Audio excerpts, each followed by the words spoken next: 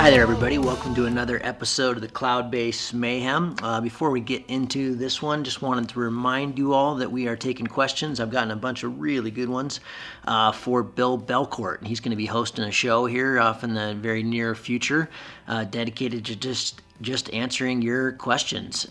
So if you got a question for the Yoda of the sky, shoot it over either via the website, cloudbasedmayhem.com, or my Facebook page, Gavin N. McClurg, or Instagram, or however you want to reach out to me, please do so. This episode, I don't think, it's dangerous to compare one to the next with all the incredible guests we've been so fortunate to have on the show, but I don't think I've smiled this much in any of them. We are rewinding the clock here to 1973 when these guys used to fly hang gliders sitting in a swing seat on gliders that maybe had 2.5 or 3 to 1 glide ratio, and going to bring you all the way up through to current day. An amazing talk with a complete legend, the prince of hang gliding. They used to call Larry Tudor. I've been requested to get Larry on the show now for a while, and I gotta say, this was a real treat. Some of these stories, I promise, are gonna totally blow your mind. Larry gets sucked up and, not sucked up, but has to deal with flying in a tornado, trying to break the distance record down in Hobbs. We go back to when, thermals weren't even understood. The advent, truly, of cross-country flying started with these guys. Larry was considered, along with Tom Supanchek, I think I'm saying that right, as one of the highest regarded hang glider pilots in the world in the mid-'80s. Larry was the first person to fly over 200 miles, incredibly, in 1983, if you can imagine that, on those wings back then. He was the first person to fly over 300 miles in 1994. And when he went 308 miles across a great swath of the Southwest, that wasn't repeated for more than 10 years. This is just, strap yourself in. This is a long one, but it is a goodie. I promise you're going to laugh, you're going to shake your head, you're going to wonder at the absurdity of it all. So, without further ado, please enjoy this terrific conversation with my friend Larry Tudor.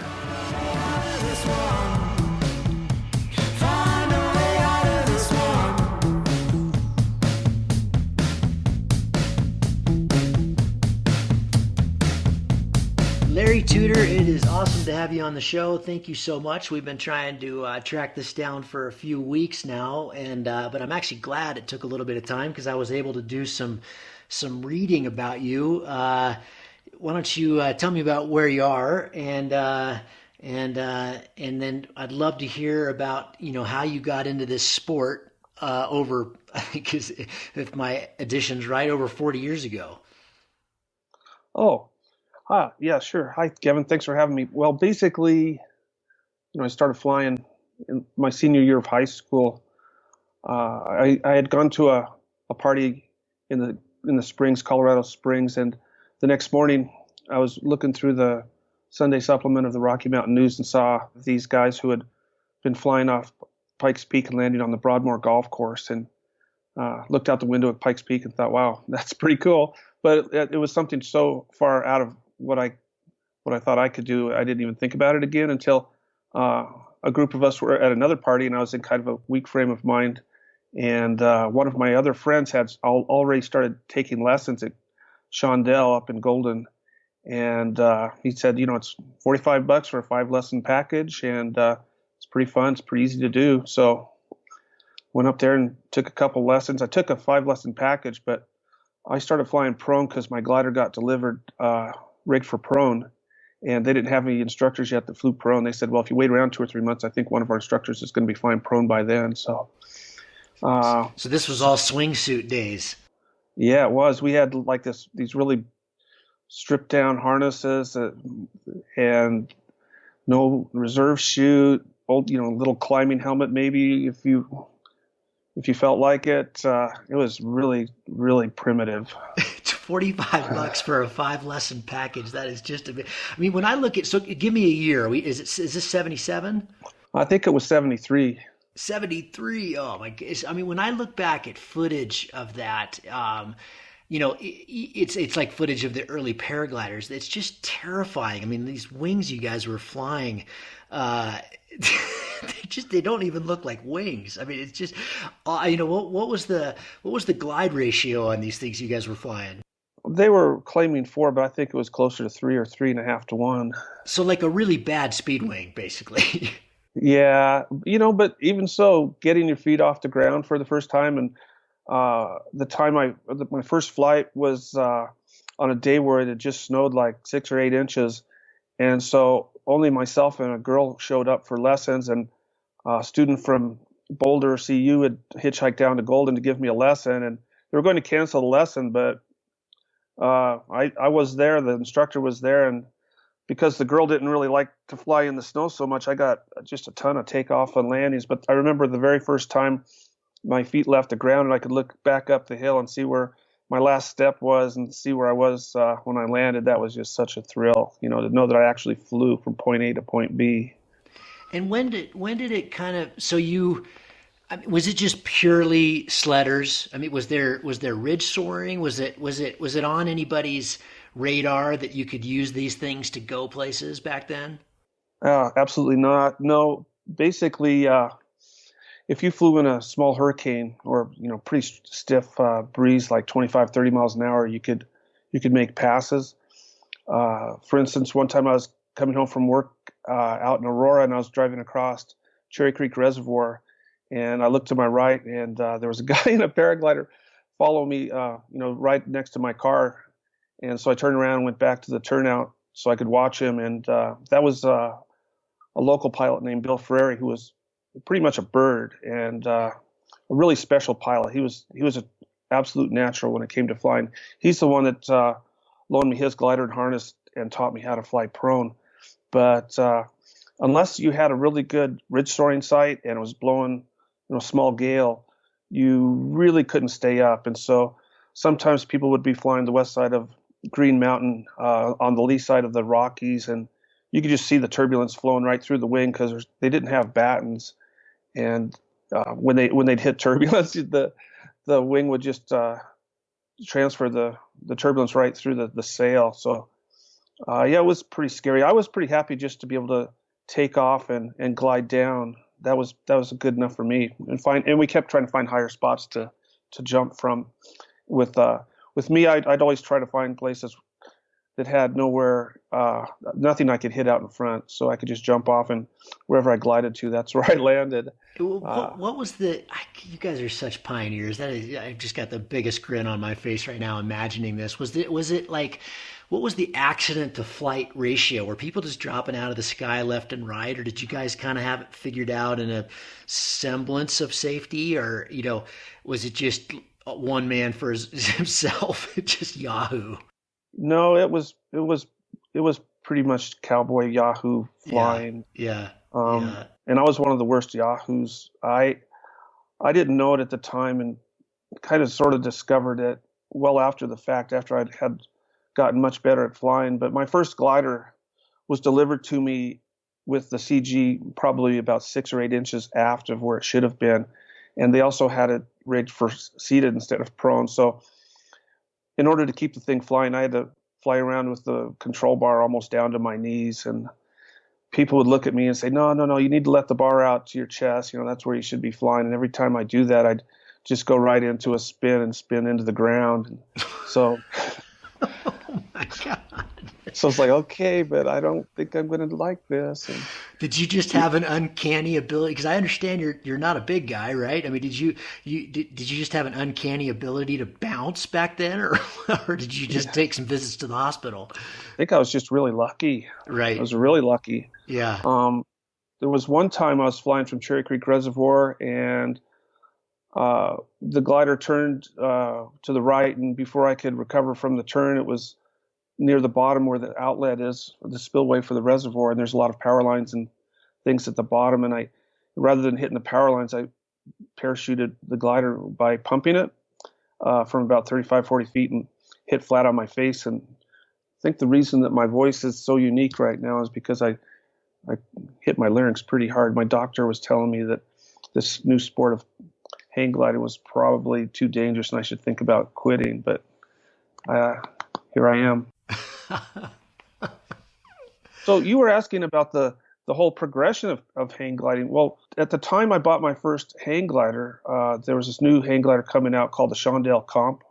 Hmm. And their first glider was just a Shondell, and then there was the Shondell Comp. Well, they had this bright idea of telescoping crossbars, so you wouldn't have to pin anything. And by the time the glider was delivered, I think there was like 40 fatalities already. And I wasn't smart enough to ask for my money back, but I had this brand new glider that I never flew even once. Wait a minute. There was 40 fatalities on that glider or in hang Yeah, gliding on yeah, that. Wow. Okay. that put Shondell out of business. The shop became Golden Sky Sales right at 6th Avenue and Interstate 70 in Golden, right at the base of Green Mountain. But that one glider pretty much put Shondell Sky Sales out of business. By the time it was delivered to me, I had already picked up another glider from Sunsail, it was a company that started up at Stapleton Airport, and because I was really fascinated with hang gliders, they let me hang around and cut tubes and drill tubes and assemble gliders, and I got their very first 17-foot standard, and because that was their first standard, and they weren't test flying gliders back then, they were just delivering them. My glider had just 1 foot chopped off of each tube, shorter keel, shorter wing, and that's why the CG was about 6 or 8 inches farther aft than it should have been. Because the hang gliders were so easy to produce, there was literally hundreds of people making hang gliders. It was just an 18-foot long leading edge, 18-foot long keel, and a crossbar and three degrees of billow to the sail. So it was quite easy to make a hang glider.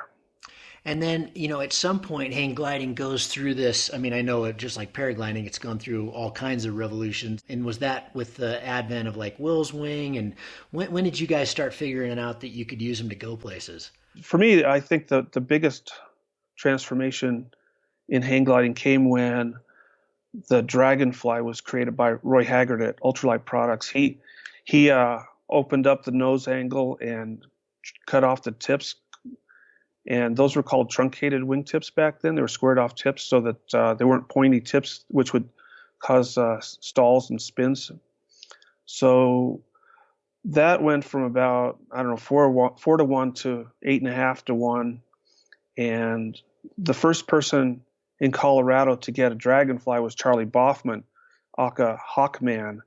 And Charlie was a bird. He was definitely a bird. And he would take off Lookout Mountain in Golden, and while everybody else was making passes at the top, he'd just wander out away from the mountain and start circling and just get insanely high. And everybody just thought it was magic. And so that was definitely the first person who really started climbing out high in thermals.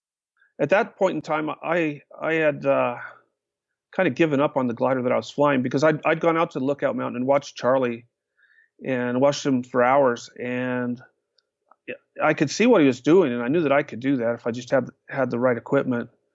And another pilot in Colorado, Gary Folkers, took me under his wing and sold me a Cal Glider's Wind Gypsy, which was another truncated glider out of the Bay Area. And he said it was on one condition, that until he was completely satisfied with my technique, that I couldn't go anywhere else and fly it. And he was under a lot of pressure from the local pilots who pretty much didn't want me around. They wanted me to go somewhere else and kill myself. Seriously, that's what they were saying. It's like, right? Go somewhere else and kill yourself. We don't want you. Don't come back here. And so just about then, I had some vacation saved up, and I wanted to go to California, because back then, California was somewhat the mecca, because that's where all the magazines were being published, and they were the ones saying they were the best pilots ever anywhere. And so it's like more or less the birthplace of hang gliding, with all the ridge soaring they were doing up and down the coast. And Gary said, well, if you're going to go to California, you might want to go through Salt Lake City, because there's some pretty good pilots there and some pretty good flying there, and you might like it. And I remember in June of 1976, throwing this Cal Glider's Wind Gypsy on top of my Mazda RX-2 and heading west, and came down Parley's Canyon on a beautiful spring day. Everything was green. Everything was beautiful. And I popped out at the bottom and looked out over Salt Lake Valley and looked to the left down the Wasatch and looked up at Mount Olympus and went, wow, that's got to be where they flew. So I went driving up into Olympus Cove trying to find the road up to launch because it was blowing straight into Mount Olympus. And I was asking some of the locals there, like, where's the launch? Where's the launch? And they said, oh, no, hanglers don't fly here. They fly down there at that little hill. And they pointed me toward the point of the mountain. I was thinking, you got to be kidding. You've got all these giant, beautiful mountains, and that's where they fly. So they invited me in to spend the night. It turned out it was, I think, the president or vice president of Smith's or Skaggs. I can't remember exactly which one, but it was one of the big drugstore food chains. Okay, yeah. And they're totally LDS. We were saying prayers and over dinner, and super nice people. So I had a really good first impression. And the next day I headed down to the point of the mountain with my glider and waited around by the south side and waited around for some pilots. And finally a pilot in a Jeep showed up, Mike Tingey, and asked me if I wanted to go up to the top with him. And I said, yeah, sure. And we loaded up on his Jeep and went up to the top of the north side. And it was blowing straight in about 25 or 30, which was like 25 or 30 more than I'd ever flown in. And I was a little bit nervous, to say the least. And finally, after like an hour, 45 minutes, after a really long time of him standing there on launch with, trying to launch me, he said, hey, look, if you don't launch, you're going to have to walk down. So I launched, and I had been reading in all the books that much wind, the turbulence is like a factor of, 8 or 10 times more turbulent than, smaller winds. So my first several passes, I was holding on the control bar so hard because I was just waiting for this turbulence that never came. And I just floated up like 2,000 or 2,500 feet above the north side. And since I was in a high-performance glider, and back then a lot of the pilots at the point were still flying standards, everyone was looking up at this Colorado pilot thinking, oh, this guy's pretty good. And so I went along with it, so I didn't tell him. I didn't know what the heck I was doing. And my very first flight there was an hour and a half, which was, about an hour and 25 minutes longer than I'd ever flown before. And I was just in love with the place. Went out to dinner with the pilots afterward. There's like 8 or 10 pilots. We all went out to this sleazy Chinese restaurant on State Street called the South Seas. We called it the South Disease because usually we'd get sick eating there. But, for like $2.50, we could get the special with some jasmine tea. And Patricia Johnson, who was another pilot, was waitressing there. So we usually didn't tip. And she'd bring us just basket after basket of saltines. And it was all good. Yeah, that does sound all good. So you ride into town and you're like you're the local hero. Little did they know you didn't even know how to launch. I love it. The point back then was absolutely pristine. There was nothing out in front of the north side, nothing on the bench. It was just all sagebrush on the bench, actually. Wow, and on the south side, it was just beautiful. And on the south side, out in front, there was nothing out in front. I don't think there was even a building until you got to the Lehigh exit, and the grass was like 1.5 feet, 2 feet high on the south side. There were no weeds yet; it wasn't all eroded off. There was no Geneva hadn't destroyed the mountain yet, so yeah, it was just a beautiful place to fly. Wow. Absolutely, the point of the mountain is just beautiful. It really is. Wow, that would have been an awesome time to be there. God, that thing just gets munched and munched and munched every year. It's quite sad. It's still amazing. It's still great training, but yeah, that would have been incredible. Well, fast forward a little bit for me, Larry, to we're still kind of in the mid 70s. When did it all start kind of clicking? And I'm assuming a big part of that's getting on a different wing, but take me up to when you guys started flying, when it was more, and not just ridge soaring, but when you guys were figuring out kind of the thermal scene. And give me some, I'd love to hear some perspective of kind of who were your mentors back then, and who was around, who was doing it, who was pushing hard. Yeah. that's good because there were a lot of really exceptional pilots back then in Salt Lake, just because of the amount of airtime they were getting, and the fact that they were inland and uh, flying in thermals too. And flying in thermals in wind is probably one of the harder things to do. Sure. So yeah, so when I went out to dinner with those guys, I met J.C. Brown, who was out there from New York City, and he had convinced his dad he was going to school at the University of Utah, and but he was taking his money from his dad and spending it on hang gliding. And so he had an apartment down there in the avenues, and I had a car, transportation. He used to hitchhike. Get this, he used to hitchhike from downtown with his hang glider to the point of the mountain. Wow. Yeah. So JC and I hooked up, and we were both about the same size, 5'10", 130 pounds. And we were both air junkies. He was still flying a Jim Lynn Standard. Jim Lynn was a manufacturer in Kaysville, Utah. He made standard hang gliders, and JC would have a lot of trouble once it started to get really windy. I remember he got ground looped a couple times on the south side, and each time that would happen, he'd break his king post. So he went down to the hardware store and got some Schedule 40 steel and made himself a steel king post and solved that problem. You guys are awesome. We've gotten so soft now, haven't we? I mean, just the gear that we have, and I mean, hitchhiking with a hang glider. that's that's awesome. Yeah, I know. And now everything packs up in a little bag, and you can call Uber, and you've got Spot and InReach, and you name it. It's still just as fun. So anyhow, yeah, JC and I started flying together a lot, and we were pretty competitive. We'd both try to get the most amount of hours and airtime, and keep trying to break our personal best for how high we got, or how long we stayed up, or how many hours we got each week. And then there was also Lance Merrill. He was very active. He's hard as nails LDS concrete construction worker. He was just absolutely hard as nails. Usually had a tan that made him look like a Native American. He was so dark from spending all his days out in the sun, and had this giant Cheshire grin, with these brilliant white teeth. And so there was this one time that JC and Lance and Mike Tingy and I went down to Camel's Pass, and it was blowing. It was already blowing like 30, 35, and I still had my wind gypsy, so it was out of the question for me to fly because that thing didn't penetrate so well.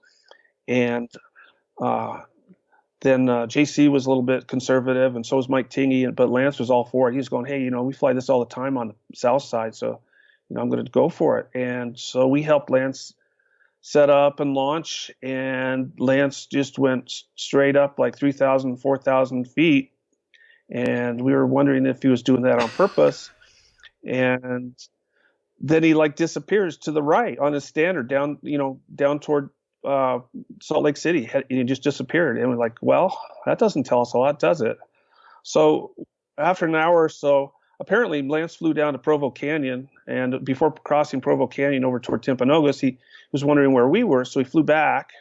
So we spotted him, and he's just in orbit, and we see him doing all these aerobatics and spirals, and he's coming down, and we're going, this is interesting. What's going on with Lance? And Lance starts flying by us, yelling, "Move the Jeep, move the Jeep," and we're like, "What's he saying?" And then he goes, "Move the fucking Jeep." And we're going, "Oh shit!" So Mike gets in the Jeep and backs it down the last little 4-wheel drive trail to the top of Camel's Pass. And then Lance started trying to set up to land on top of Camel's Pass, just like we used to do on the top of the north side. But he got caught by the rotor and dove into this oak tree on the back side of the mountain and just exploded the glider. And we went running down there, and there was nothing moving. And I was like, oh no, my friend Lance, he's dead. He's gone. And I didn't really want to see it. And then, there's this rustling, and Lance looks up from underneath the trailing edge with that giant big smile of his. He's going, That was the best flight I've ever had. And I was thinking, this guy's crazy. He hit his head too hard. He just crashed and destroyed his glider. And he's saying it's the best flight he ever had. So, we untangle Lance, get him out of the bush. We get him out of there and pack up his wing. It's all broken. And he's all bummed out because, now he's on the ground on maybe the best day ever in history. And he talks JC into letting him fly his glider. So he goes, "Hey, JC, can I fly your glider?" JC's, "Yeah, okay, Lance, yeah, you can fly mine." So we set up JC's stand in Regalo. Wait, the same day? Yeah, same day. And by then it was like 2:30, 3 o'clock in the afternoon. So it was really ripping. So about the time the glider's set up, JC's thinking, well, the glider's set up. I'd rather fly than let Lance fly my glider. So JC launches, and JC starts climbing out just like Lance did, and then went into like 300 or 400 foot straight down dive, full left dive. The glider's just flapping. He's pointed down like a lawn dart, and he pulls out and he flies out again. And next thing you know, there goes JC into another, 500, 600 foot dive straight down toward the ground. And I thought he was doing aerobatics. I was going, "All right, JC, ring it out." And I'm looking at the other guys, and they're going, "I don't think he's doing that on purpose." And apparently, JC got so freaked out by those two full left dives, getting pitched over and just going into these vertical dives, that he just flew straight out. So he flew straight out over the top of Springville and just out into the farmland, and he just landed where he happened to touch down because he didn't make a single turn.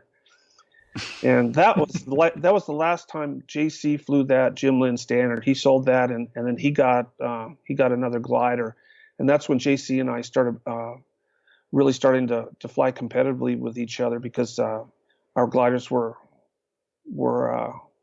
pretty high performance for the time. I think they were about the best gliders around. I think he had a Cirrus 3 from Electroflyer in Albuquerque, and I had a Mark IIB Dragonfly from Ultralight Products. And when did go ahead? Go ahead. I was just gonna say, when did the kind of comp scene begin there, and how did that all start going?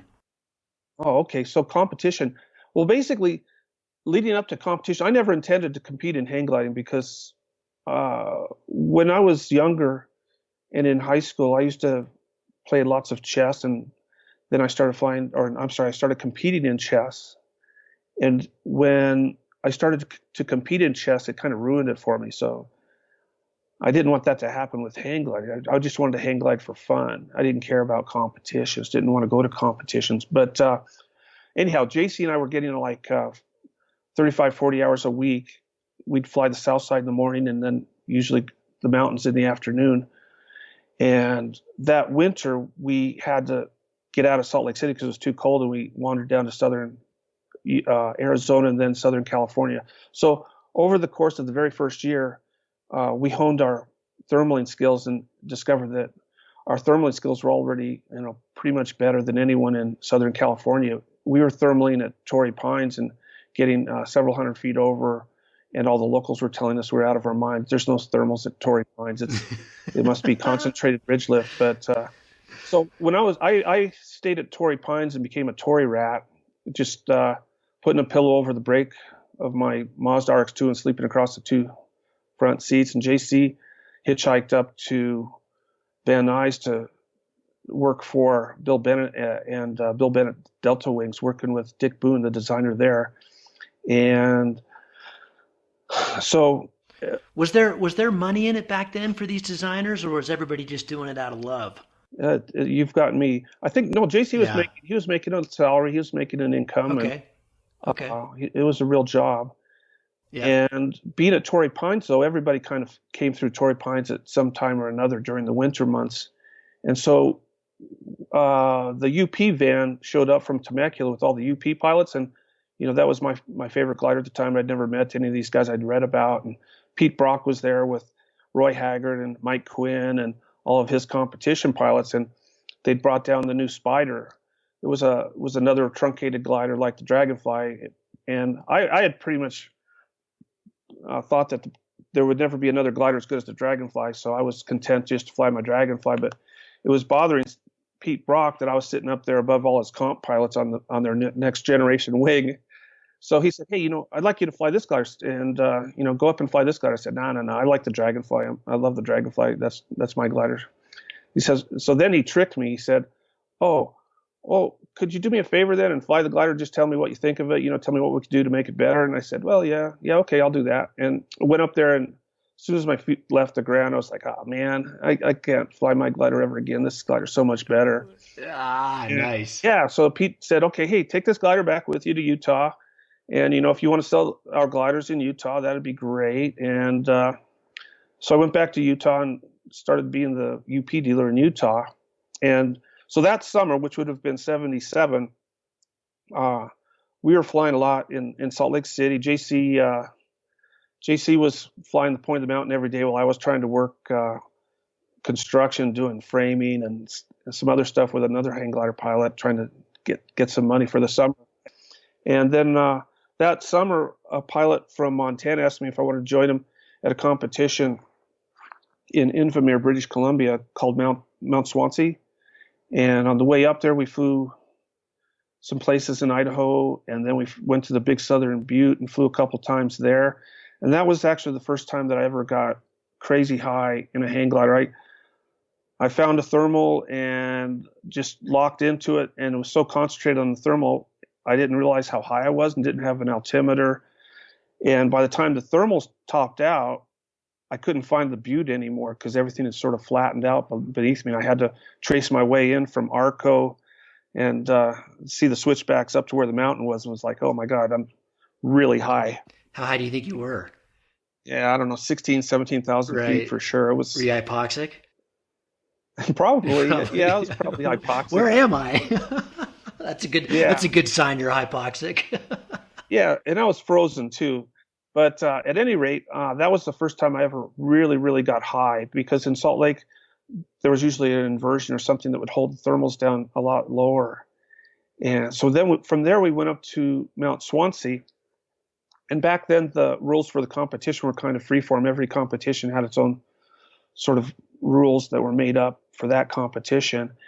And the first round, the meet director said, okay, here's today's format. What we're going to do is fly off of the mountain out toward these pylons.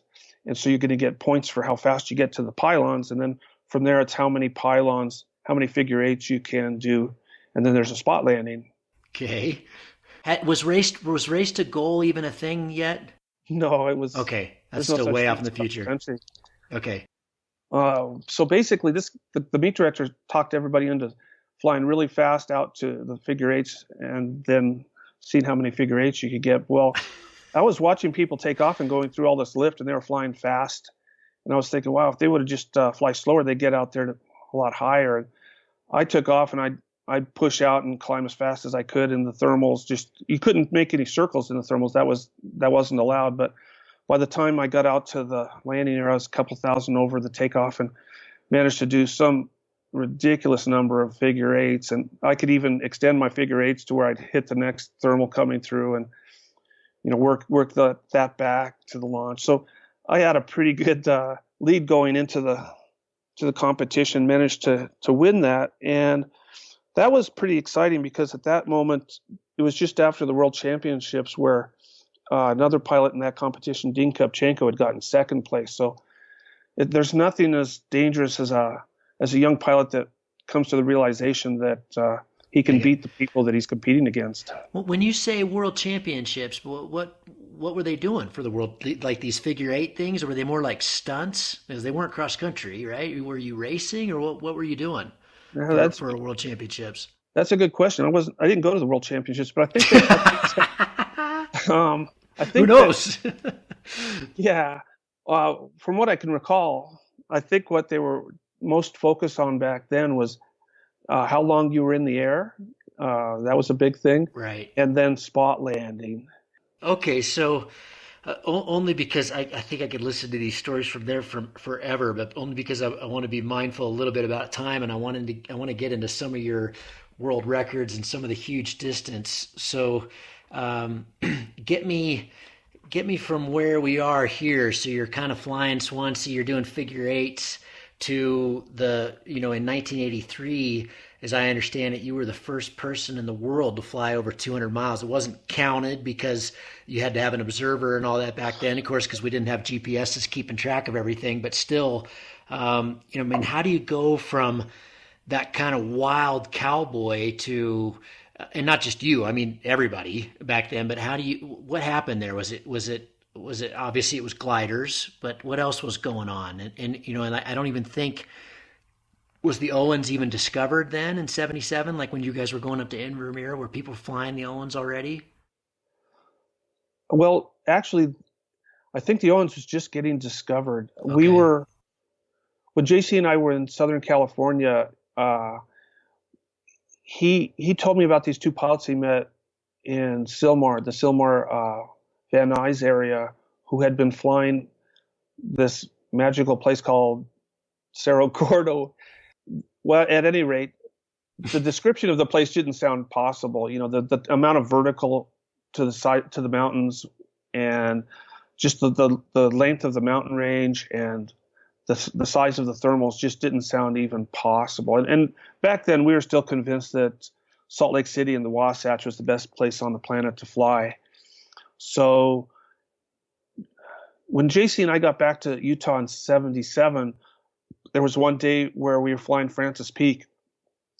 And because it was a little bit southeasterly, it was pushing away the marine effect of the Great Salt Lake. And JC and I actually got pretty high. We got to cloud base, and we flew across to Bountiful, which is where we usually like to spend the end of the day trying to stay up. And then we just kept going. And that day we flew down to the bench at the point of the mountain, which is like 38 miles, which at that time it was just a few miles shorter than John and Teresa Lyers had flown in the Owens Valley. And so that was really the beginning of some long cross countries. There was the people doing cross country off Cerro Gordo, Scarier Gordoff. Mm. And then we started flying up and down the Wasatch. In '77, Lance had to go on mission. Did you have And Varios? we had these giant Culver Varios that had like 8 AA batteries in them, and they probably cost us a point in glide because there was these big boxy things on the control bar that. So you had that. You had like a some kind of altimeter. Anything else? Yeah, I didn't have an altimeter. JC Oh, had a Skymaster skydiving altimeter that was good to about 1,000 feet, but we didn't have anything very sensitive back then. right. Um, so anyhow, let me jump real quick to Lance's story. Lance had to go on mission, but Lance wanted to break the world distance record, and he wanted to do it on a standard. So they had discovered this place in northern Arizona called the Echo Cliffs, and a couple of the pilots who were official observers of the USHGA went down there with him to observe his flight. And he almost got the distance record. He was flying cross country, flying north toward the Glen Canyon Dam, and a thunderstorm that dumped behind him pushed this east wind and caused him to lose control and get forced down in front of the Echo Cliffs. And he somehow landed on the Echo Cliffs in his standard regalo, broke the glider down, and using that as a chalk or a wedge in the cracks of the cliff, managed to get down off the cliff. He didn't break the world record on his standard, but the next day he got back to Salt Lake City and then went on mission. So that's about the very start of the cross country scene in hang gliding. And give me a year. Oh, that was the summer of '77. Okay. And then I think it was the summer of '78 when George Worthington worked it out with the FAI in France to begin having official world records. And then George got some of the first official world records in the Owens Valley. And Jerry Katz from Pasadena flew from Cerro Gordo up to Benton Station, which is just short of 100 miles. So those were the first big flights in a hang glider. And When George did that, was that just, did it, I mean, obviously it didn't spread via internet back then, but did that just kind of go worldwide, and did everybody just go, whoa, what? Well, yeah, actually, Jerry Katz's flight, that flight that was almost 100 miles, was very monumental, and that definitely went worldwide. And so the following year, a pilot in Bishop, Don Partridge, organized the first cross country classic in the Owens Valley. And so Pete Brock knew that I flew cross country and said he'd pay my way to this competition. He said it was right up my alley. Go out there and see what you can do. And drove out across the desert, and I came down Westgard Pass into the Owens Valley, looking up at Boundary Peak, and instantly I knew why these guys were getting these crazy long flights, because it was just the most magnificent mountain range you could imagine. Well, you've probably been there. Yeah, it's amazing. It is amazing. The scale is hard to describe. Yeah, so that was when cross country started catching on. That's when cross country became the thing, and that's when cross country started to make its way into all the competitions. This was the first cross country classic in Owens Valley. And that's been going on. Yeah, that was what, 78, right? Yeah. Unbelievable. Carrie talked about that a little bit in her podcast. So, I mean, so you've been flying in the Wasatch, and the Wasatch is meaty for sure.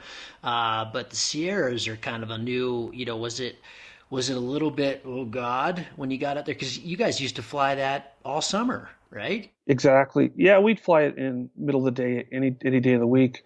Yeah, so, I mean that's when I got into the sport, which is much later, that was all legend.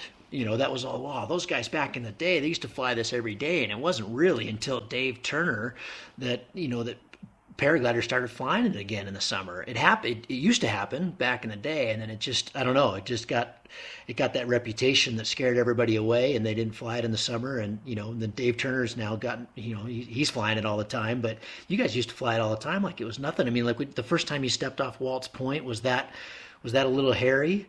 So we didn't start flying Waltz Point regularly. It was more of like a morning sled ride site. But on one of the days in the competition in the classic, the cross country classic, they had us fly across to the Sierras, and we all thought we were just going to get forced down. But even so, we found that there was lift on the Sierras, and we got up and made it back to goal. So at that moment, everybody started to realize that, hey, maybe the Sierras are working in the morning, and we could get an earlier start. Before that, everyone always thought that Cerro Gordo on the south end of the Inos was the best starting point. And so we started going down there and launching way below Waltz Point. We were launching off the road further down because Waltz Point just seemed like it was too far back in a canyon. And just at the exact same time we started flying Waltz Point, Steve Moyes was also flying there. And Steve flew an out and return from Waltz Point to Boundary Peak, and then he couldn't make it back to Waltz Point because it was too late in the day, and he couldn't get up over Waltz Point to do the return point. But later that week, I kind of pimped him by taking the same flight but making my start point out in the valley, something that I could make it back to on the return route. So Steve had already pretty much done the flight, flying up the Sierras, across to the White Mountains, to Boundary Peak, and then all the way back down the White Mountains. And then I got the record for the out and return. And on that flight, actually, I took off and I was flying Waltz Point for the first time, and somebody had told me that the saddle to the right was always good, and I should go to the right side of that saddle. And I accidentally got on the wrong side and had to fly all the way out the canyon on the lee side to the front and make a low save before I even got up to start my cross-country flight. And I was already hot and sweating and worn out before my flight even started. So that's kind of when we started flying Waltz Point. And I mean, you guys were getting, I mean, even back then, you guys must have been getting up 17, 18 grand, right? Were you getting high? Were you getting tall? Oh, yeah. Yeah. I mean, you're not using oxygen and stuff, right? We didn't even carry water. It was stupid, but no, it was stupid.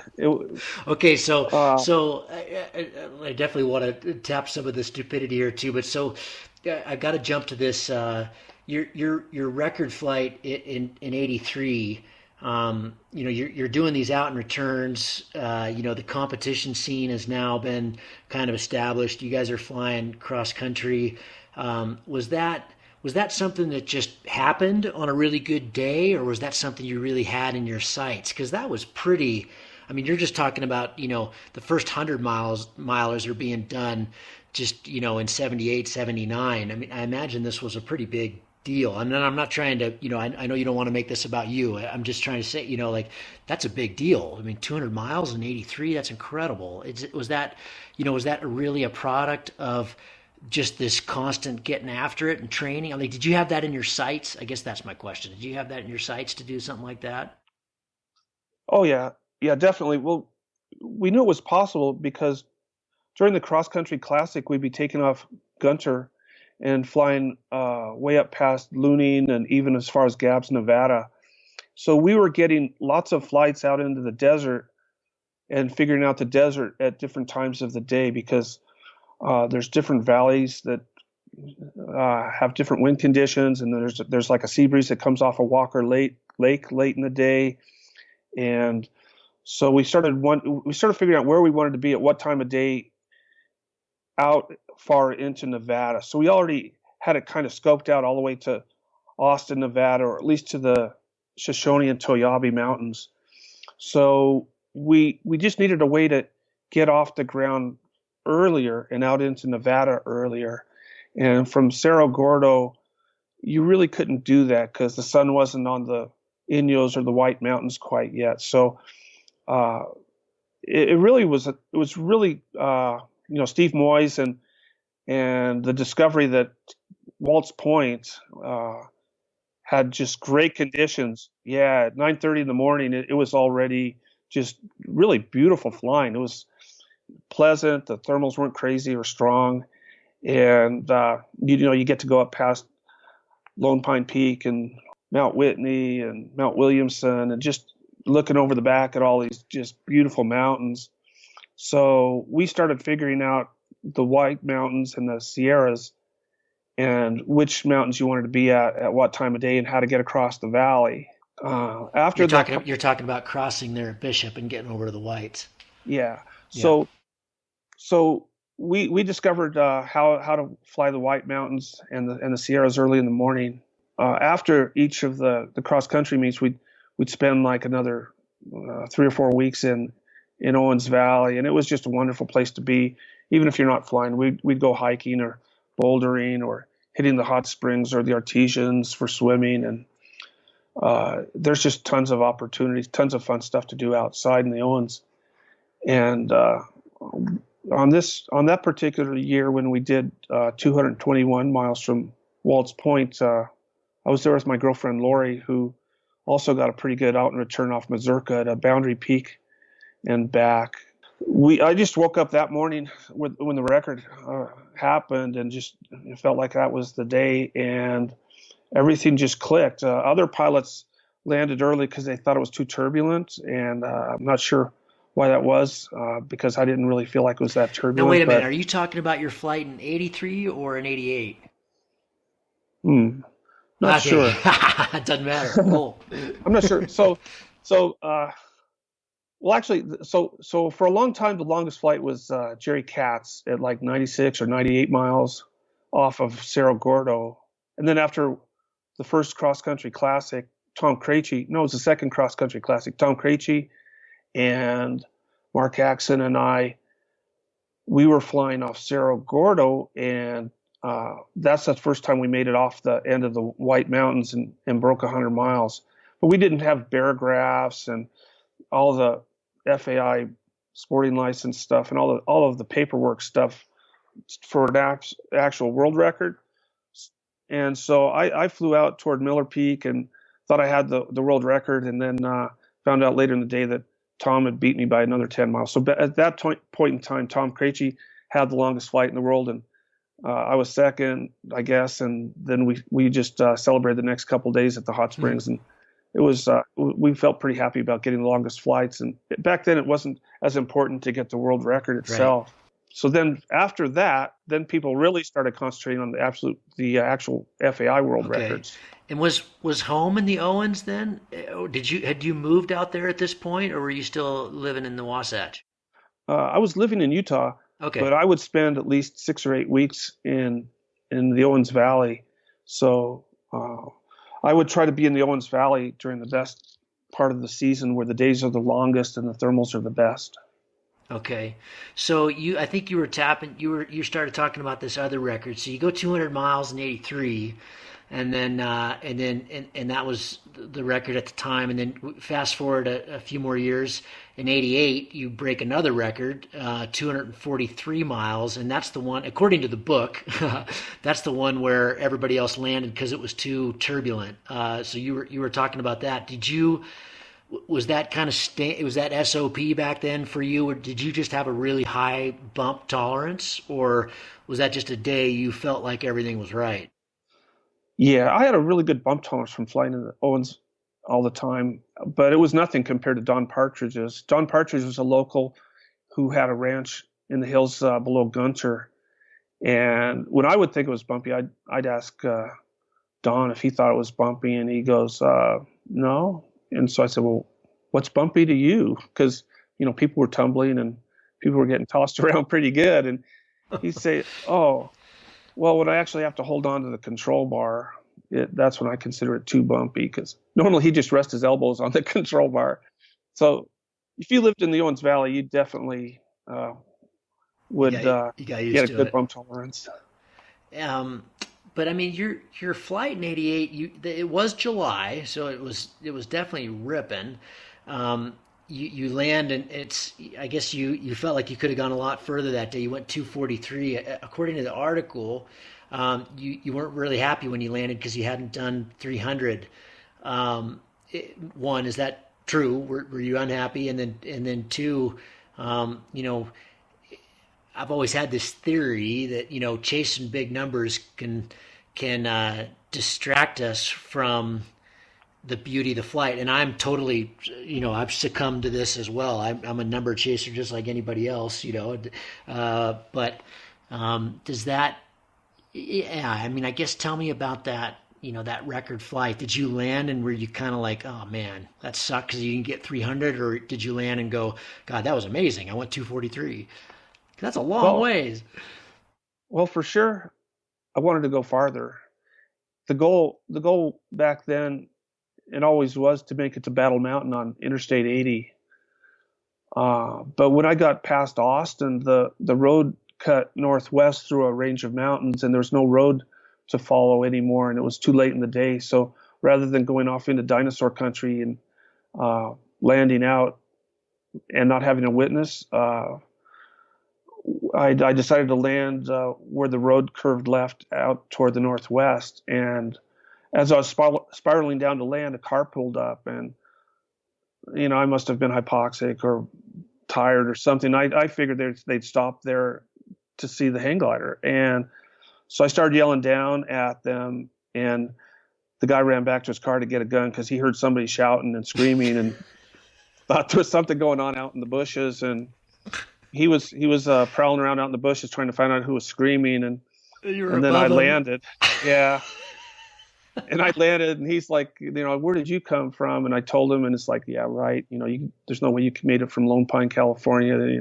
Because it's a lot farther by car, by a big ways.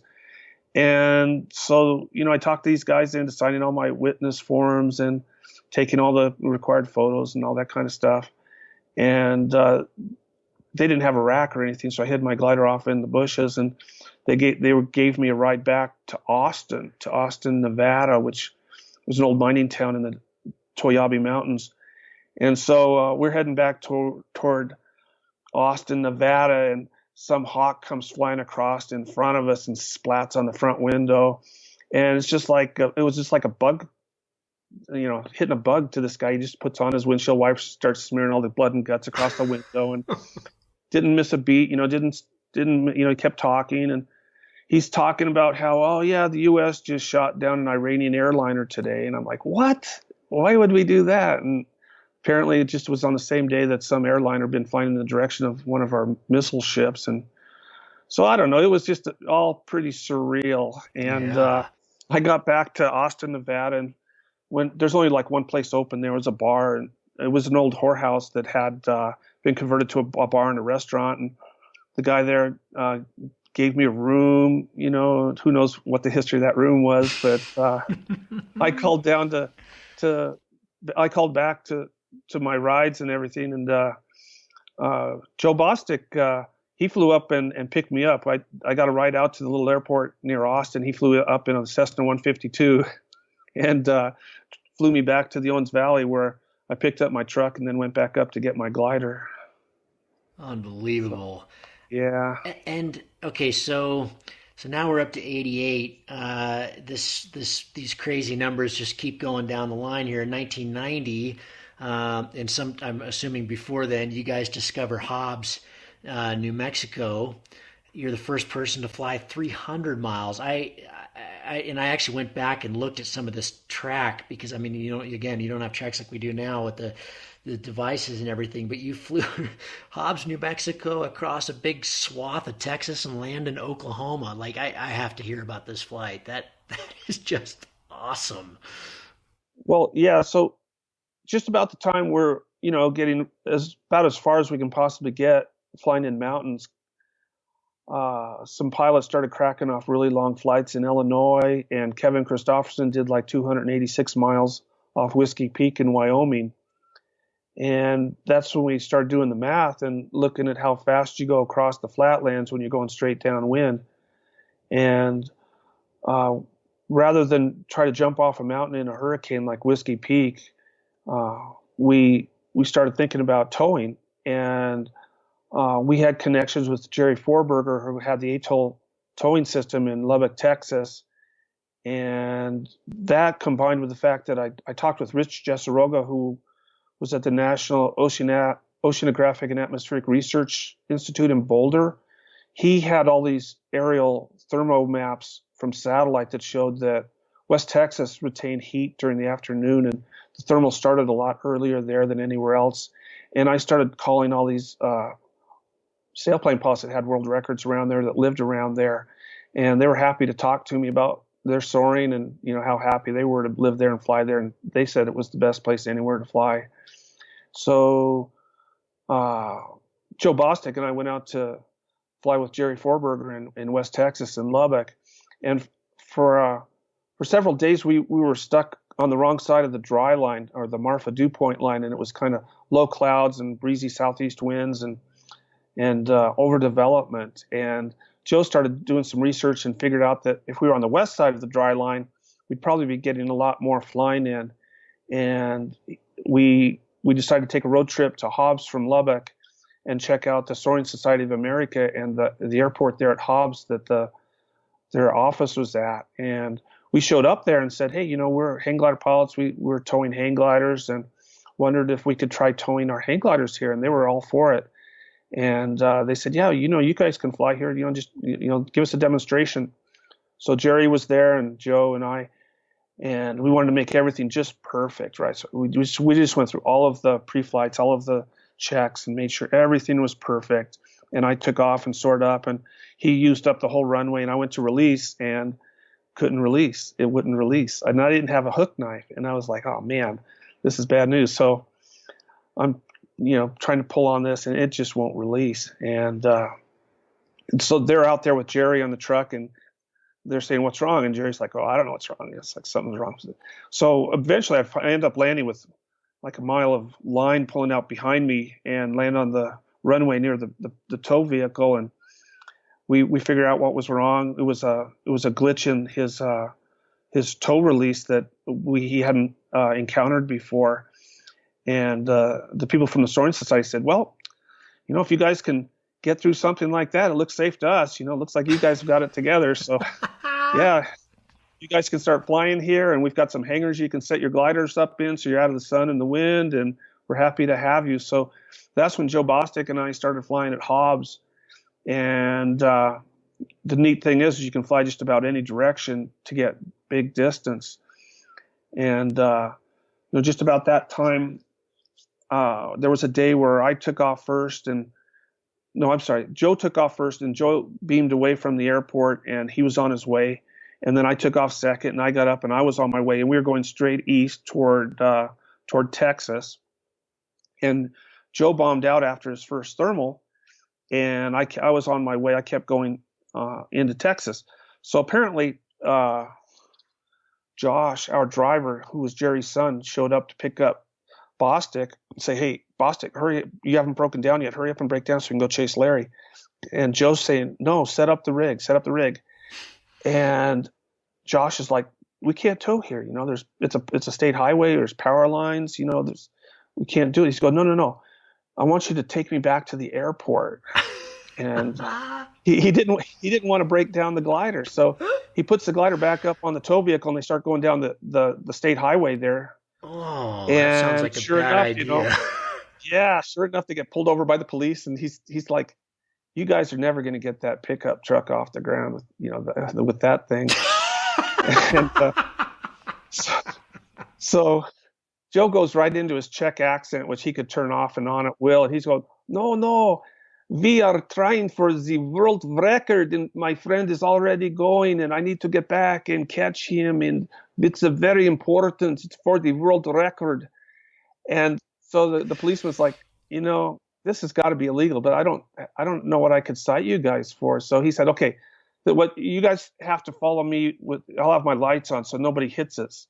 And he escorted them all the way back to the Hobbs airport, and all the way down to the end of the runway. And Joe was on the back, hanging on underneath the glider the whole way. Golly. And the cop is sitting there trying to figure out, what to give this guy a ticket for. And he's never seen anything like this before. And Joe looks over at the cop and says, "I owe you a 6-pack." And then he tells Josh, "Go to cruise." And then they go down the runway. Joe takes off, and he ended up getting the big flight that day. He flew way over 100 miles, and I ended up having to chase him with Josh. And when we were trying to find him, we weren't really sure where he was. And so he says, "Hey, do you see a B-1 bomber making circles?" And we're like, "B-1 bomber?" And so sure enough, we see a B-1 bomber. He goes, "That guy's doing circles around me." So that's where I am. They were just like, what in the hell's going on? What is Exactly. this? Holy cow. They probably thought it was an alien or something. Yeah, these guys were up there flying around Joe and trying to figure out what this thing was. It was flying around at 12 or 13,000 feet, and Joe landed out by Munday, Texas, Munday, Yeah. I think. But anyhow, we were approaching that part of Texas, and there was this long line of power lines that just been snapped off at the base. These giant power line poles just been snapped off at the base. And we get to where Joe was, and we're talking with some of the locals, and they go, "Yeah, we had a windstorm come through here a week or so ago that was so powerful that we had this baseball-sized hail that was bouncing off the interior walls before it was hitting the floor." Whoa. And so, you just have no concept. If the Owens Valley is big for thermals and giant mountains, Texas is big for thunderstorms that defy. Yeah, they just get massive, don't they? You can't even explain them. So I'm not sure if we got a big flight that year or not, but the following year I was out there with Ted Boyce, and I got to say that Ted Boyce had the right attitude for long distance flights. He would fly every day, no matter what, and he would start early because he said you never know how early you can start on the world record day unless you just try for it. And he wouldn't try to predict the weather. He wouldn't try to second guess the weather. He would just go for it early and try to go for it every day. So he had really the right attitude, and I learned a lot from him. Well, but he was a racer, and I'm more of a floater. I didn't ever race that much, and that's probably why I never got the big competition results either. So I'm too patient and like to take thermals, too high and stay in them too long. But there was one day where Ted had put it on the ground somewhere around Clovis, New Mexico, and I was still in the air. And we still had Josh Forberger as our driver. And on this one particular day, there wasn't much in the way of wind. It wasn't a world record day, but it was a good day. It's just that there was no wind, and the dust devils were dancing around in the fields going every way north, south, east, west. They'd make little patterns in the fields. It wasn't really a good day for open distance, but at any rate, I made it up somewhere near Amarillo, and Ted comes on the radio. Ted comes on the radio and says, "Hey, Larry, where are you?" And I look around, and he said, "Oh, I'm about 15 miles southeast of Amarillo." And Ted goes, "Larry, what the fuck are you doing in the air when there's a tornado?" What? I'm like, well, that's what was amazing is on this particular day there was no wind, and it was an inversion. You see these haze domes everywhere, but no cumulus. And I looked around to see where there might be some rain or a storm. And to the west of me, no, I'm sorry, to the east of me, about 30 miles, 40 miles, there was a little cloud, or not a little cloud. It was a cloud that was dumping rain. And Ted comes back on the radio, goes, "Larry, what the fuck are you doing, man? Get down on the ground. There's a tornado." And I'm like, "I don't see one, Ted. You must be mistaken. It must just be a really big dust devil." Ted comes back. He says, "Nah, Josh has seen a lot of tornadoes, and he says this is a tornado. This is definitely a tornado." And so I said, "Oh, okay. I'm just gonna go on final and land, and we'll go back because it's not a record day anyway." And so I turned north again on course, and I went, "Holy shit!" There was a cloud that had popped in front of me that had a tornado going straight to the ground. It was like a solo cloud, no big line of thunderstorms, nothing like that. It was just one cloud that had put this tornado out the bottom, right to the cloud, right to the ground. And oh my God! So I just about shit, because I'd always want to see a tornado before, but never never face to face, like Yeah, 5 miles away. Not flying a hang glider. Flying in a hang glider. Yeah, I was only like 5 miles away, literally. And so I turned south. I turned around to start racing away from it, and I'm flying as fast as I can in my glider, and I hear this little voice on the radio from Ted saying, "Don't forget to take pictures." So I'm like, "Oh man, okay." So I turned around, and my hand, I'm already shaking, and I'm taking these photos. I'm like, "Okay, that's enough." And so take some photos and turn south again, and I'm just blazing south, trying to get on the ground as fast as I can. And not having a lot of luck, because something happened that day where everything started letting loose around 5 o'clock in the afternoon everywhere all at once. Just the entire desert started lifting, and just clouds were popping everywhere, and it was hard to get down. So perhaps what was happening is the cloud off to the east triggered a gust front that wedged underneath all the hot air that had been building all day to the west, and then everything just kicked loose. It was just enough to bust loose the inversion.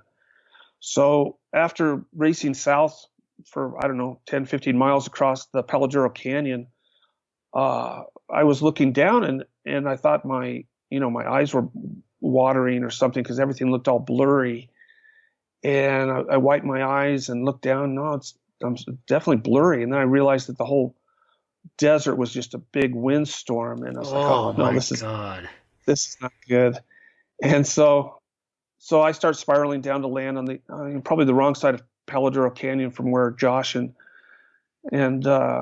Ted were chasing me from, and we were already out of radio contact. And I spiraled down to land, and I started backing up pretty quickly. It was blowing so hard that I was backing up at a pretty fast rate, looking over my shoulder at where I was going to land, and had to pop it up over a barbed wire fence, and just managed to get down on the ground and jump out on the front.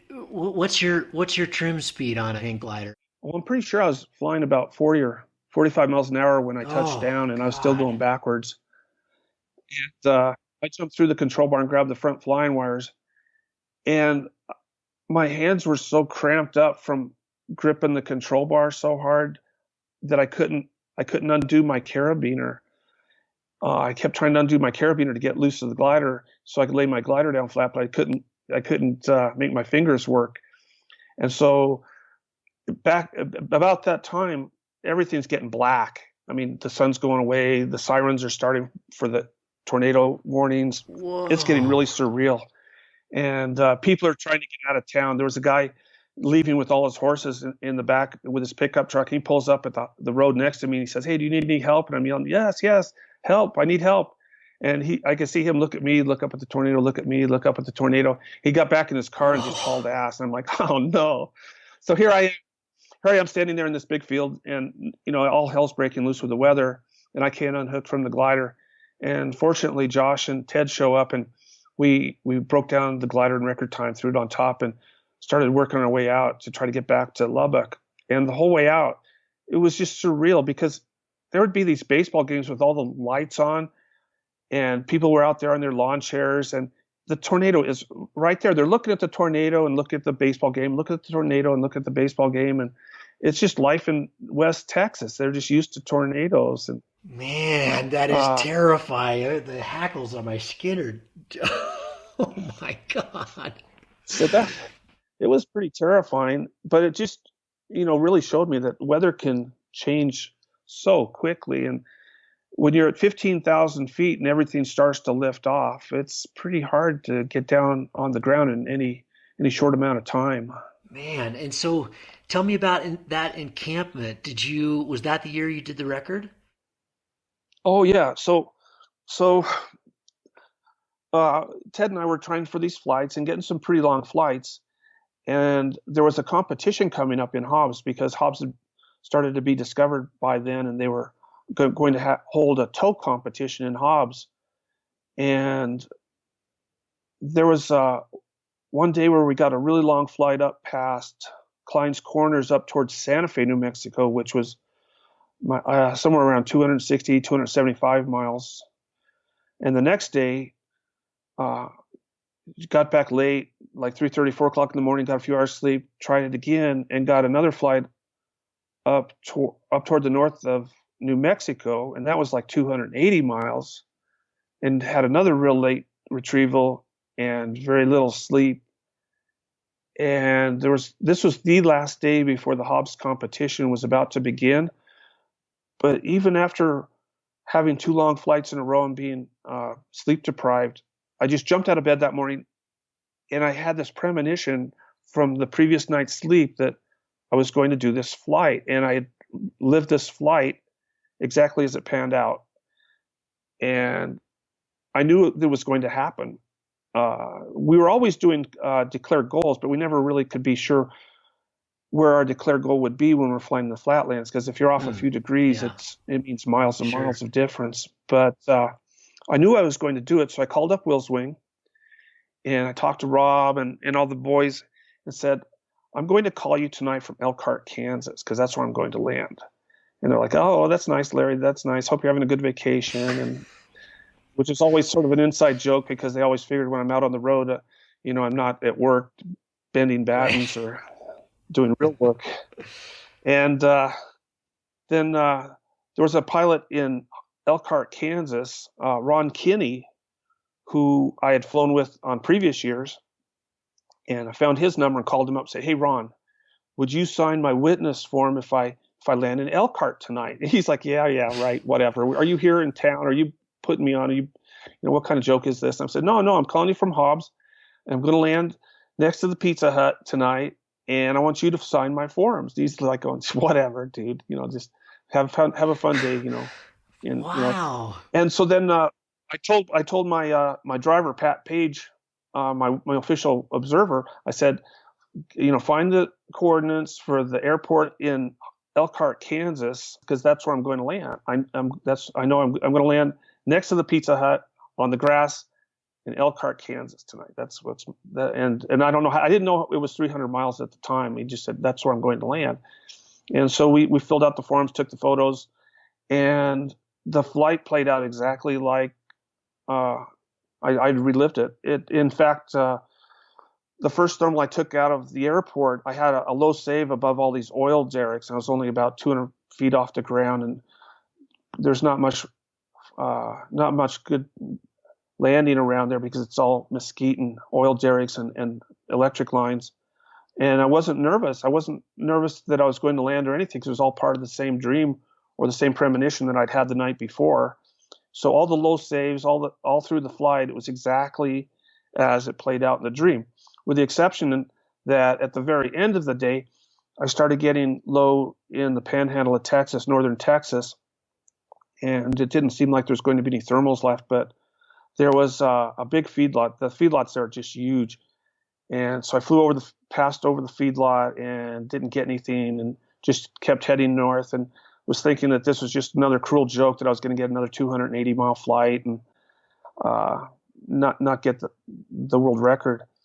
And so just about that time, I started to smell manure, and the burial started to be dead, and started getting real patient and just working this thermal for what seemed like an eternity, and gained enough altitude to turn downwind again and make sort of a dead reckoning toward Elkhart, Kansas. We didn't have GPS at the time, so I wasn't really sure exactly where Elkhart, Kansas was, but you know how late in the day you just get that buoyant air, and when you had a good tail, and I just got real pointy and brought my elbows in really close and kept my head down, and tucked my thumbs in behind the control bar, and just did everything I could to not move and not detract from my glide, and just flew along at minimum sync to let the wind carry me. And So is it literally just a compass you're following for 308 miles? I mean, were there roads? Were there landmarks? Or was it just this premonition guiding you? it's pretty much dead reckoning. Okay. God, this is awesome. Okay, keep going. I don't want to interrupt. Oh yeah, so I was heading across the Oklahoma Panhandle, and with all that altitude I got from that last feedlot thermal, and then I started to make out some grain towers and a diagonal road and the railroad tracks and all that, and I knew that was Elkhart, Kansas, and got there with about 3,000 or 4,000 feet, and since that was my declared goal and everything, I hovered down and landed just exactly where I thought I would, right next to the Pizza Hut at the airport. So you could have kept going. Yeah. Oh yeah. Yeah. Even so, I'm still glad I did it. It's just, so the most special part about that flight wasn't that we went more than 300 miles. No, it was that you did what you said you were going to do. That's insane. Well, yeah. And it's not only that I said what I was going to do, but in this life, you hear stories about people that experience things that are beyond, what's explainable. Sure. But until it actually happens to you, it doesn't carry the same weight. So just to know that these types of things are possible, or just to know that we do have senses beyond what we encounter day to day, that we're kind of dumbed down to. We have potential that's just, who knows what our potential is. Oh, this is so inspiring. I'm just thinking about all the things we can do on paragliders now, and I want to get to you in paragliding, but this is kind of remarkable because, and I know you're going to play it down because you're humble, but you fly 308 miles, you land at the Pizza Hut. No one goes that far for another 10 years. Is that why? What breaks down there in the hang gliding community? Is it the weather? Is it just those days didn't come around anymore, or were people just not pushing? Because I mean, you've got this, you go 200, you go 243, you go 300, you go 308 over a decade. No, a little more than that, 11, 12 years, and then it's not repeated for 10 years. That's amazing, because the gear certainly didn't stop getting better. Well, it was probably a combination of things. Definitely the pilots were getting a lot better. With all the competitions and the racing that was going on, people were becoming a lot more efficient at their flying. For sure, pilots like Manfred Rumer were so fast and so efficient and not afraid to fly fast. Whereas I was more of the type of pilot that would just try to stay aloft for as long as I could, because if you could stay aloft for 10 or 12 hours, with a good tailwind, you're going to go far. So I think it was a combination of the topless gliders coming along and the Mylar sails. And then, of course, Gary Ossipa in Kansas discovered that this sea breeze that comes in from the Gulf of Mexico at Zapata, Texas, triggers really early morning thermals that people can use to get up toward West Texas. into the same sort of air that Bostic and I were flying in out of Hobbs, New Mexico. So I think those are the things. However, it's like you said, there's the numbers game, and then there's the flights that just stay with you, and the ones that are just memorable, and you look back on them and you just think, wow, how did that ever happen? The ones through the mountains, like what you guys are doing in Idaho, or what Will Gadd and those guys are doing up in British Columbia. Those are the type of flights that I love, and just the dreaming of how you see these mountains all the time when you're growing up or in your climbing career, and you look back on that and you go, wow, I would really like to fly that mountain. So what Antoine Girard is doing in Pakistan on the Karakoram, Yeah. that's my hat's off to that guy. I mean, he's extraordinary, Yeah, and pretty what you neat. guys are doing in Idaho is extraordinary. I mean, there's a lot of hang glider pilots. I don't know if there's any hang glider pilots that are doing the type of flying that you guys are doing, and you've come up with a way of maximizing the potential of that place by jumping ranges instead of trying to follow mountain ranges. You're just getting up and going over the back and hitting the next range and the next range, and that's pretty amazing because you can't keep a driver underneath you when you're doing that kind of flying, and so you're a lot more exposed. Yeah, I mean, but it's at the same time, I just really am fascinated with the commitment that you guys have with it because of the machines you're flying. It's just that's a different thing. I mean, on a paraglider, you can land anywhere and walk out anywhere, and I mean, I guess you guys could leave your gear and walk out, but it's more committing for sure when you're on a hang glider, just in terms of movement. You just don't have that.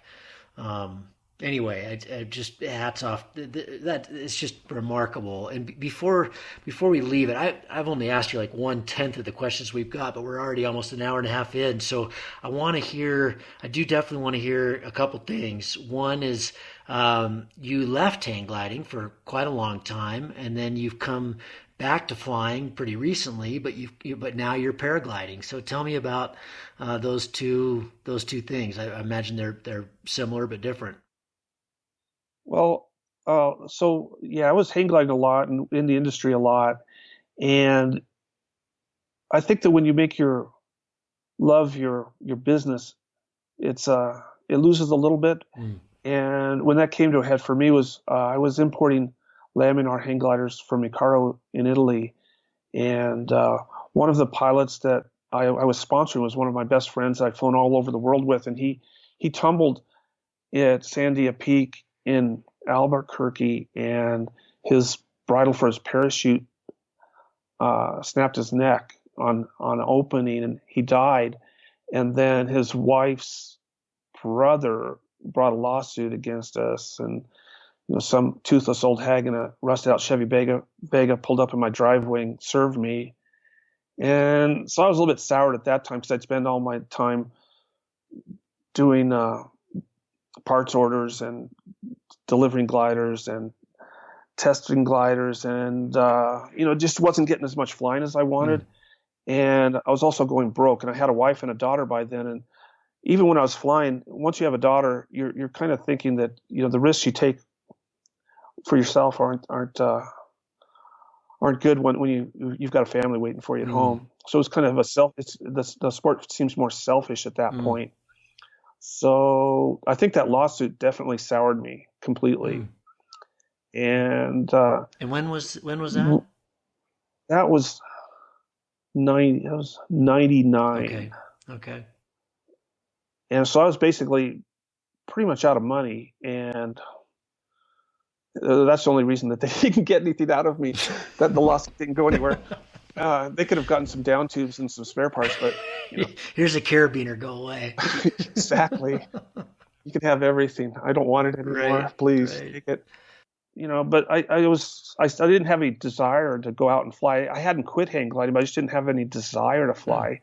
And we were doing a lot of other things like skating and speed skating, and my daughter turned into a really good figure skater, and I didn't fly. I didn't even follow flying. I just basically disappeared from the face of the planet.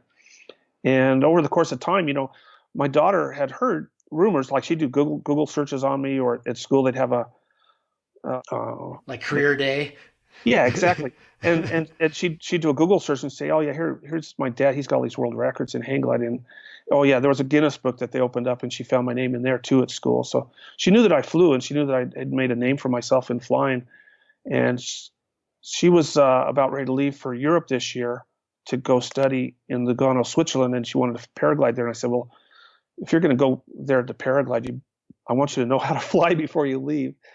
And so we went to Utah together with another friend of mine from work who was wanting to fly paragliders. His name's Raghu.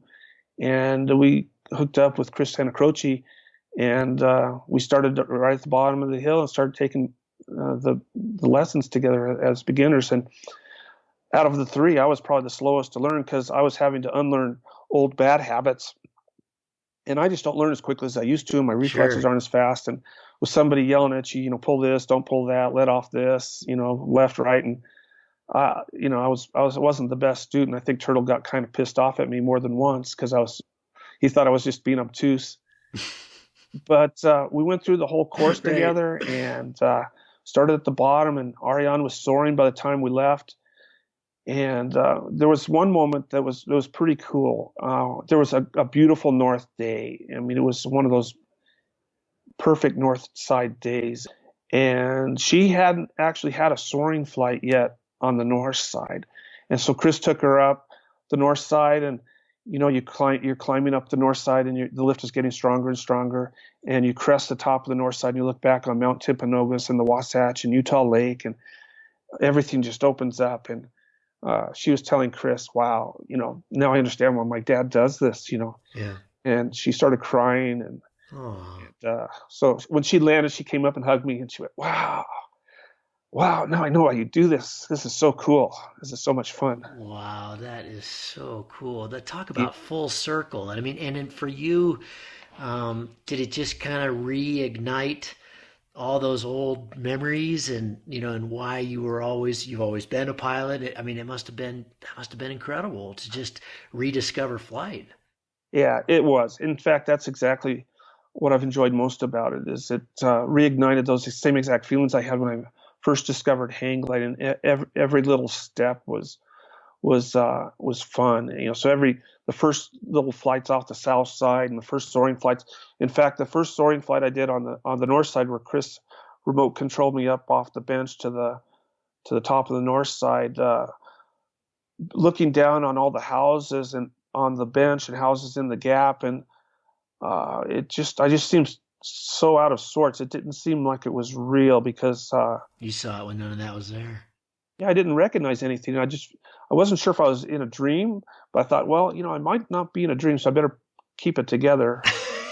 And so that one I wasn't 100% there on my first flight when I benched up on the north side, but on another flight off the bench, I got up and the clouds came over, and I was the only one on the north side because no one else could bench up, and so I had the north side to myself for a couple hours, and that was really, really, really special. And then I really took advantage of that. And uh, then definitely the love came back for the flying and for the point. And I was afraid that I'd go back to the point and see how developed the north side was, or developed the valley was, and be bummed out. But I was actually pretty enthused to see all of the families and kids and hang glider, paraglider pilots that are enjoying the point of the mountain, and it's a park now, and it's really brought out a lot of energy and positive, just a lot of positive things that there wasn't there before, because it was just a bunch of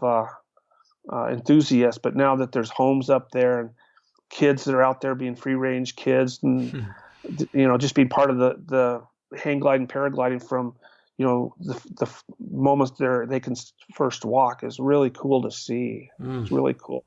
And now you've brought it back. You've brought it back to Boulder and Denver and your hometown, and you're flying with those kooks, Matt Siegel and Cedar Wright, and they call paragliding their sky crack. Yeah, that must they call be it a pretty skycrack. pretty fun scene to be a part of. Yeah, it actually is. Cedar's just a total crack up. He's super funny, super clever, and super anti-authoritarian, which I like as well. And Instead of skycrack, I like to call it speed to fly. Just the whole energy of the pilots in Boulder is outrageous. They're all just total enthusiasts, and they're just enjoying going cross country any direction they can, every flight they can, and it's so cool to go flying. Take some Uber up the hill, and then find out that it's Matt Siegel. Yeah. And there's Seth and Matt Siegel and Cesar Wright and These legends of rock that have discovered our little yeah.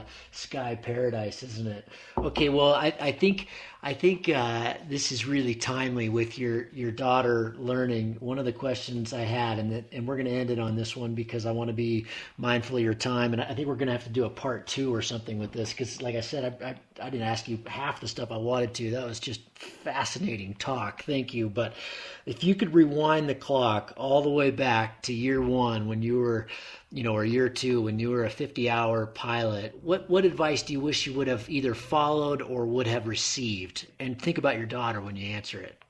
Oh, well, most definitely. I think I've come full circle in the sense that when I first learned how to fly here in Colorado, anybody that learns how to fly any type of aircraft in Colorado learns how to judge the weather and be respectful of the weather. And especially with paragliding, you need to stay within your limits. You can't fly in overdevelopment or wind. And so, as Chris Santacroce says, fly for smiles, not miles. Just think of the long term and not trying to catch up with you and Will Gadd, and don't try to make a big name for yourself all at once or get the big flight all at once, but enjoy the ride, enjoy the process. Take your time, it sounds like. Yeah, enjoy your time, be safe, and don't have any horrendous experiences that'll cause you to drop out. Cool. That's great. Larry, you've given me wrinkles here, man. I've had the biggest smile on my face this whole talk. Thank you so much. That was just fascinating. I heard about your tornado and 308-mile flight, and I think we're just going to have to do a part 2, but it's really cool to talk to an old hangy, and utmost respect, man. That's just so admirable, and I'm thrilled that you've kind of refound the sport and that you're doing it with your daughter. Very, very cool. Thank you very much. Thanks for coming on the show, and I hope you and I get to meet at Cloud Base someday. Can't wait. Thanks for having me, Gavin. All right, buddy.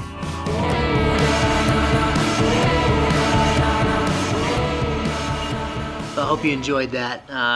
Such a cool talk. I've still got the hugest smile on my face after that one a couple weeks ago when we recorded it. It took a while to edit that. Thank you so much to my friend Miles Connolly, who's helping me out with editing of these shows. Got some great ones coming up for you. Working on one right now with Mickey Siegel. Got a great one in the can with Russ Ogden as we near the holidays here, trying to get some great material out for you guys. As always, thank you so much for your donations to the Mayhem.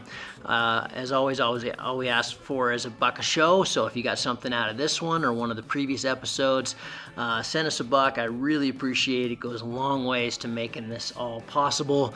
If you're just discovering the podcast, go back and check out. Sometimes I rattle off the same people over and over again, and I actually just printed out the sheet of everybody we've had on. We're near 30 now.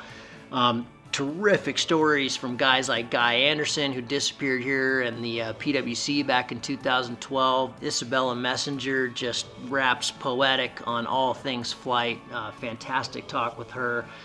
Really good acro talk with Ander Prochaska. He is Aaron Durigati's X-Alps supporter. Great talk with Aaron actually in there. So yeah, go back, check some of them out. Tom Dorlado has some fantastic advice after a couple of accidents in the X-Alps and otherwise. Terrific pilot, part of that search project team. They're doing so many great things. So yeah, dig in, download these for a big road trip wherever you're going flying the next time. Fly safe, fly far, have fun, and we'll see you on the next show. Cheers.